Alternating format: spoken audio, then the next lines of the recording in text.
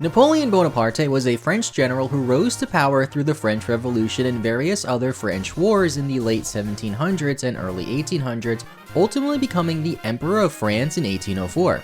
Now, hold on a second. What exactly does all this have to do with Pokemon? Nothing. Nothing at all. But since Napoleon was French and Pokemon X and Y take place in the Kalos region, which is based off of France, we are going to Nuzlocke Pokemon X the Napoleonic way or the French way, I'm not too sure. We've done some similar historical themed Nuzlockes in the past, and this time similar rules apply, being the standard Nuzlocke rules on your screen right here, as well as the honor battle rule. Many historical militaristic figures value honor a lot, and the honor rule in a Nuzlocke is when an important trainer like a gym leader or evil team leader sends out a Pokemon that we also have in our party, we must send out that same Pokemon and have a one-on-one honor battle to defend our honor. So starting off, I name our character Napoleon and set foot on our journey to take over the Kalos region.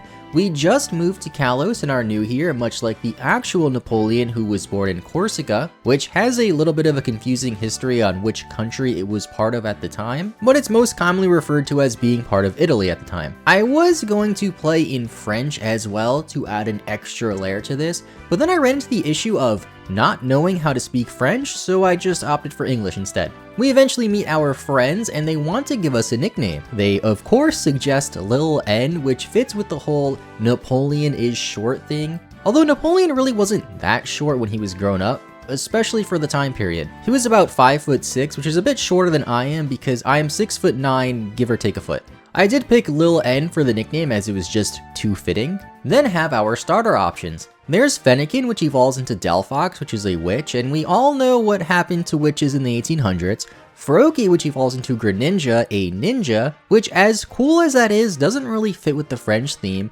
And lastly, there's Chespin, the spiny nut Pokemon. I guess by default, Chespin fits the most, so I pick and name it John after one of Napoleon's closest friends. Shauna then chases us down, taunting us by calling us Lil N, and challenges us to a battle that results in a decisive victory for us. She then taunts us even more by telling us to say hi to your mom for me, which I took as a sign of disrespect. On Route 2, I catch a Zigzagoon named Joseph after one of Napoleon's brothers. Then I head through the Santaloon Forest with our friends and Shauna, where I catch a Caterpie named Josephine after Napoleon's first wife. On Route 3, I catch a Fletchling named Liberty, as that was one of Napoleon's mottos, and I just think Liberty fits for a Talonflame.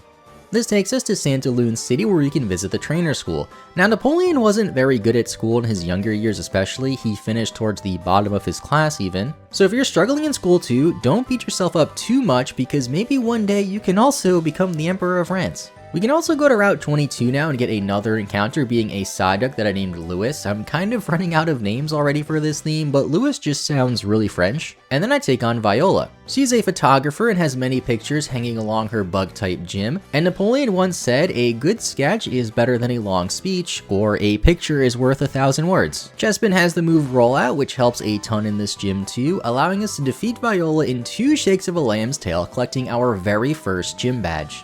I forgot to hit record for this next bit, but I caught a male combi and just made it to Lumio City. Here we meet Professor Sycamore at his lab and get the option of a Kanto Starter to add to our team. I pick Squirtle and name it Carlo, after Napoleon's father. Then we meet Lysander. He doesn't seem sus at all, so I just continue on to Route 3 where I catch a Furfrou named Mouse after Napoleon's dog.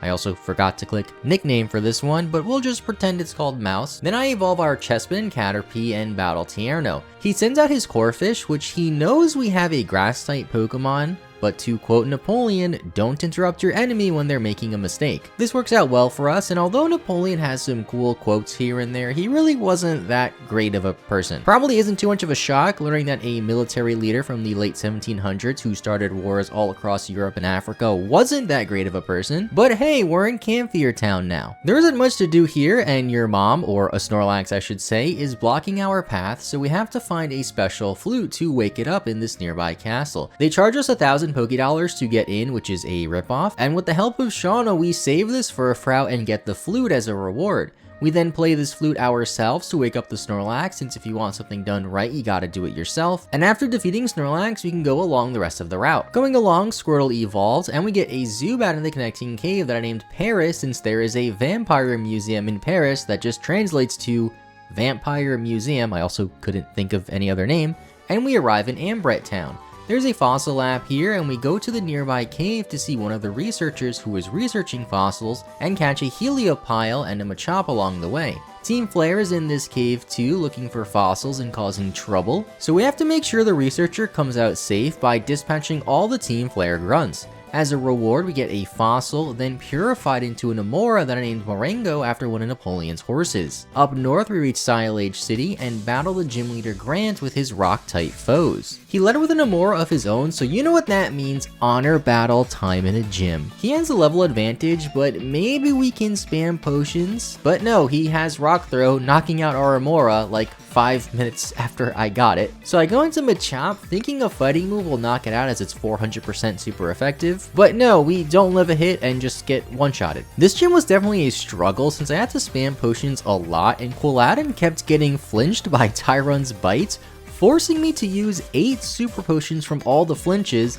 and luckily we didn't flinch after using my final super potion, allowing us to get our second gym badge with 2 unfortunate casualties. Proceeding along to Route 13 on our journey, I catch an Eevee named Pierre, not sure what I want to evolve it into yet or even if I'll use this Eevee, see Team Flare and arrive in Geosenge Town. Team Flare is up to some shenanigans here, of course, as usual, but first we have to fight Korrina and her 2 Lucarios, because one's just not enough. This fight can be pretty difficult as I have lost Nuzlocke here in the past, however Liberty the Fletchender leveled up a bit and can take them out with Pecks and Embers, allowing us to go through the glittering cave where we catch a Mr. Mime. I decided not to nickname Mr. Mime because mimes were already French anyway, at least I think they are, and now we're in Shallow City. We can see the Tower of Majesty, what a cool name by the way, and learn about some Mega Evolution stuff. We can't go to the top just yet until we battle Korrina again though, this time in her gym for the 3rd gym badge. She specializes in fighting type Pokemon, so Fletchender should be great here as well. Fletchender ends up taking out her lead Mienfoo no problem, then in comes her Machoke. I thought this should be easy pickings, but no, it goes for Rock Throw, which I really didn't expect,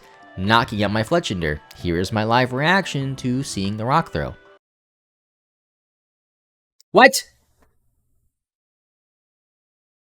I then struggle a lot and lost Wartortle and Furfrou too. Furfrou was actually kinda decent going for Baby Doll Eyes to lower their attack. And then, whoa, look at that, my 3DS that I'm totally playing on just randomly crashed. Oops. Not sure what to do now, but our last save point is right before the Korrina battle.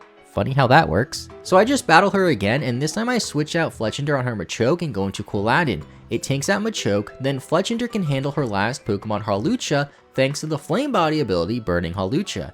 Korrina is deceptively a very hard trainer in this game, whether it's in the gym or the previous battle with her, and as a reward for beating her we get the 3rd gym badge and the ability to go to the top of the tower and learn more about Mega Evolution. Korrina is also like the successor to Mega Evolution or something like that. I'm not really sure what the story in this game is, I'm just mashing A. But when we battle her at the top of the tower, she has the successor tag before her name instead, and I think this is the only time we battle a trainer 3 times in a game, and she has a different tag every single time we battle her. And the weird thing about this battle is she lets us use one of her Lucarios in this one-on-one Lucario honor battle, if you will. Now we can also Mega Evolve. Our Mega Lucario bests her Mega Lucario thanks to ours conveniently being faster than her, and also having the Bone Rush attack, which just 2-shots her. She then gives us the Lucario, and since we got it through an honor battle which we won, I decided to just name it Honor, because I think that's a very fitting name. We get into the next town now, Kumarine City, very quickly from here, where we have a rival fight against Serena.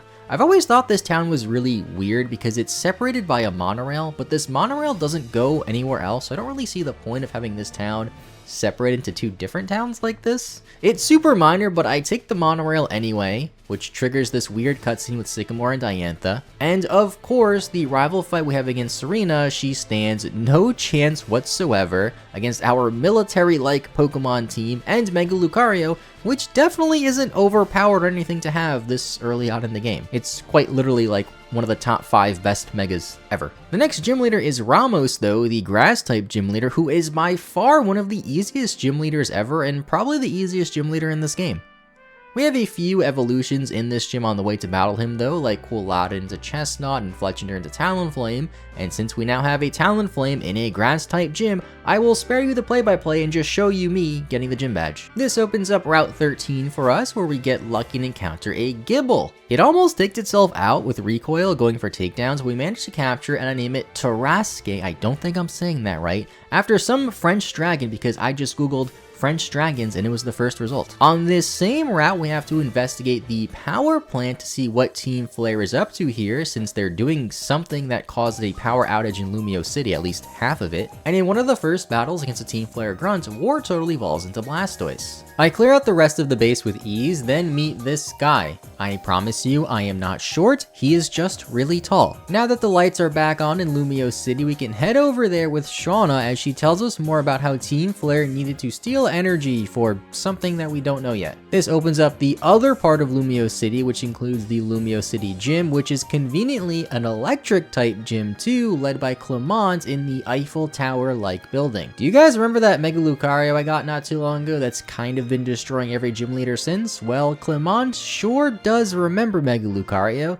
because his team got destroyed by it too between Power Up Punch and Bone Rush. We almost had an honor battle against his Heliolisk because I still have this Helioptile, that's a weird Pokemon to say, on my team. But it didn't evolve yet, so no honor battle, but our Eevee did evolve into Espeon, even though I haven't used it at all yet. We then get a call to visit the Lysander Cafe, where we see Sycamore and Lysander having a conversation about Mega Evolution, as you do in cafes, of course, and learn about Lysander's Holocaster, poor choice of words there, Nintendo. But as we exit the city to continue our journey, we lay waste to Serena once more, see this creepy guy's house, and make it to Laverae City. We have to fight Gym Leader Valerie and her Fairy-type Pokemon team here. We don't really have anything to hit her Pokemon too hard, except Mega Lucario, which destroys her first two Pokemon, while Blastoise comes in to take hits and stall out Dazzling Gleams from her ace Pokemon Sylveon. I did have to stall out her Dazzling Gleams with Protects on Blastoise because they did a little bit more damage than I would have liked, and I knew having Protect on Blastoise would pay off, and we even almost had another honor battle here against her Sylveon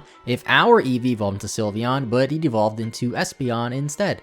When we leave the gym, we see that we have to go to the nearby Pokeball factory since Team Flare has taken it over. Serena lends a hand here against some of the grunts, and the real Napoleon was, let's just say, not very friendly towards women, so I don't think he would have been that appreciative of Serena's help, but she does distract enough grunts for us to move on ahead. We eventually save the president of the Pokeball factory, and each of us get a Master Ball and a big nugget as a reward for him. On Route 15, I encounter a Fungus that I just had to name Sussy, I couldn't not do it. Then make it into the snowy township of Dendamille, I don't think I said that right. Napoleon and his army didn't fare too well in the cold, but we do manage to get through the icy cold Frost Cavern and the Mamoswine Road thanks to this Mamoswine despite all this. We then arrive in Anastar City, where we have to hammer away at yet another rival fight against Serena. Mega Blastoise has really been putting in a lot of work at this point too, which continues in the Anastar City Gym led by Olympia and her Psychic-type Pokemon team. Before battling her, I managed to track down a Sunstone to finally evolve Heliopile, as it's been on this team since forever and I have barely used it and thought, hey, how do I evolve it? Then finally just looked it up, and it does pretty well against Olympia. It takes out her lead Sigilyph and her Slowking, while Mega Blastoise lays waste to her final Pokemon being Meowstic. Victory belongs to the most persevering, and despite Heliolisk never being used until now, it was able to persevere and show that it's a valuable member of our team. When we leave the gym, we receive a message from Lysander that he is going crazy and will kill anybody who is not on Team Flare's side by unleashing this ancient ultimate weapon upon the world. Now if you hadn't noticed by now, we are definitely not on Team Flare's side, so we should probably stop him. His secret base is conveniently located under his cafe in Lumio City, and one of his grunts/waiters sends out a Scrafty trying to stop us from entering. It then goes for a high jump kick and knocks out our Mega Lucario.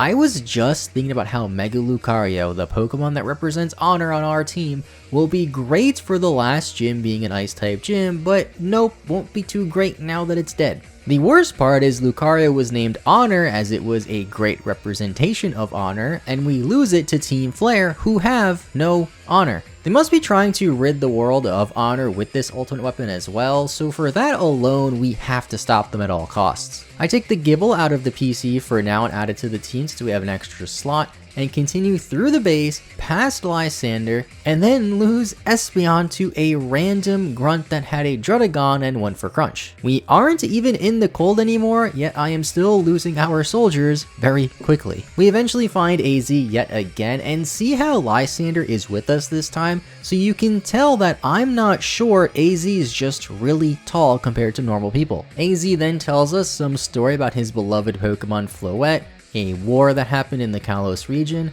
and some machine he created to bring his dead Floette back to life that Lysander's now after. This is a pretty sad story for a Pokemon game, but that's not why we're here, we're just here for the honor. While in the lab, we meet Xerosic of Team Flare, who is the only somewhat memorable Team Flare admin there is, and we defeat him in 2 shakes of a lamb's tail. The ultimate weapon then fires away in Geosenge Town, toppling over some houses, and we must get over there to stop it. Here we have another Lysander fight, the 3rd one in the last 20 minutes, and battle some more grunts.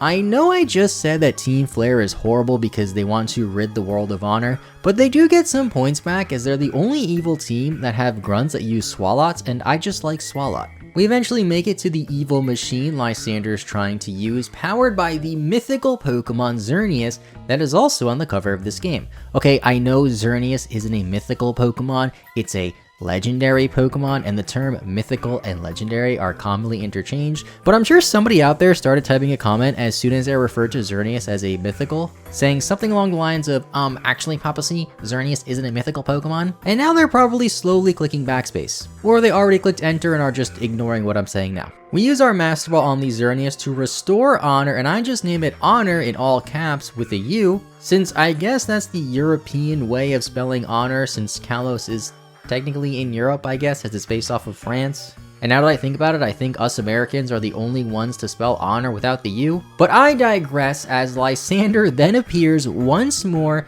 with this interesting outfit sporting some drones around him, challenging us to another battle now that he has access to Mega Evolution. Heliolisk starts off very well against his team, but his Mega Gyarados has Earthquake and knocks it out in one hit.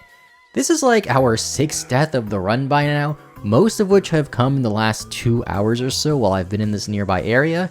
But we have our newly restored honor that we just caught to finish off his team alongside Mega Blastoise, aka Carlo, that defeat Lysander's Pokemon team and causing him to cry and run away to his mother. And with that, we can finally just focus on becoming the honorable champion of the Kalos region. On Route 19, we encounter a Durant that I capture and just name it Kevin because you can't not name a Durant Kevin.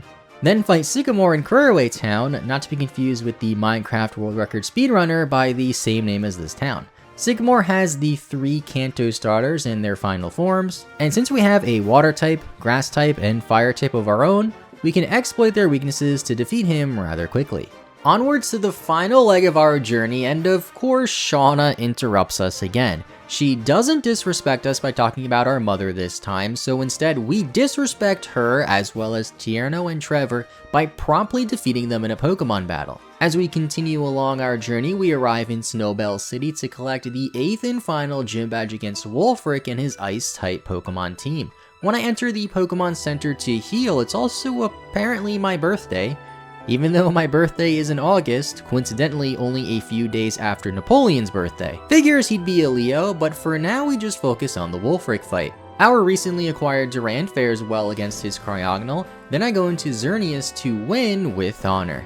This gives us our 8th and final gym badge, allowing us to access the Victory Road, where I caught a girder named Muscleman. I'm kind of running out of these French names, but it's a really high level, so I added to the team over Gabite, since Gabite's only in the mid-40s. We have one last fight against Serena in the Victory Road before reaching the end, however, and although her team has been upgraded, she is still no match for our team. This team has been through a lot, and we came so far to lose right now, so we of course dispatch Serena and continue into the Pokemon League. Before entering the Elite Four, let's just recap the team. First is Honor, of course, the Xerneas that we need to restore honor in the Kalos region. Then Carlo, the Mega Blastoise that has been carrying us through the later parts of this game. Liberty the Talonflame, which has had its moments. Muscleman, the recently acquired girder. Jean the Chestnut that we started this journey with, and Kevin the Durant that I haven't really used much but came useful in a couple of niche situations. Durant won't fare too well against Malva, the first member of the Elite Four with her fire-type foes, but we have Mega Blastoise to soak up her team until we get to her Talonflame. Since we also have a Talonflame on our team, that of course means we have to Honor Battle it, even though we're at a pretty big level disadvantage. It takes some recoil damage from Brave Birds, and we outmaneuver it by spamming heals of course, allowing it to fall from its own Brave Bird recoil. We didn't actually really fight much in this honor battle, we only went for 1 or 2 attacks. But you must not fight too often with one enemy or you will teach them your art of war. The rest of her Intrepid team falls to Blastoise, and now onto Dranza and her Dragon type team. Mega Blastoise proves its might yet again thanks to it recently learning Ice Beam, and winning a battle with Ice is a rather ironic victory given the theme of the Nuzlocke. Third up is Cybold and his Water type team, and this one was a group effort. Chestnut led the way, then Mega Blastoise handled the Starmie, Honor took care of his Gyarados, and finally I went back to Chestnut on his Barbaracle to hit it for 400% damage. The final member before the champion is Wickstrom and his Steel type team. We don't match up too well against him, but we have Talonflame at least, which does manage against his Klefki. Mega Blastoise destroys his Probopass. Chestnut slowly whittles away against Aegislash with the help of Mega Blastoise. Then finally, Talonflame easily takes care of his Scizor. And now we have the champion fight. Diantha has a pretty strong team leading with her Hawlucha, but Honor one-shots it as well as the incoming Tyrantrum to put us at a great start. On Aurorus, I go into Durant, which is a considerably lower level than it, but can hit it for 400% with a percent sign damage. That makes for 3 one-hit KOs in a row. Mega Blastoise then handles her Goodra with Ice Beams as Talonflame eviscerates her Gorgus with Fly. All that's left now is her ace Pokemon, Mega Gardevoir, so we of course have a Mega Honor battle between our Megas, being our 2 best Pokemon. We really haven't had that many honor battles in this run, at least not as much as I would have liked. So we go back and forth with our Mega Pokemon until I decide to heal, but I accidentally misclick, healing the wrong Pokemon, as my Blastoise was rather low and paralyzed from a Mega Gardevoir Thunderbolts. This causes our Mega Blastoise to fall because of our blunder, but we still have our Honor as well as the Pokemon that we named Honor with a U, as in hey. If you made it this far into the video, then you should totally leave a like as it helps a ton, and why not subscribe for more videos? So I go into Xerneas, click Mega Horn, knock out the Mega Gardevoir, causing us to become the champion of the Kalos region. The story doesn't end just yet though, as during our victory ceremony, AZ appears to challenge us to another battle. He stands no match against us, and learns the value of honor in a fight, as after our victory, a mystical Floette falls down from the sky to restore honor throughout the region, helping us achieve our goal. I'm still not really sure what our goal is. I'm sure there were a ton of historical inaccuracies throughout this video. But like I've done in the past, I thought it would be a little fun to add some weird twist to my Nuzlocke videos, even if they don't make that much sense. It was still fun to make. Hopefully you had fun watching it, and I hope you have a good rest of your day. With all that out of the way, thank you for watching, and bye-bye.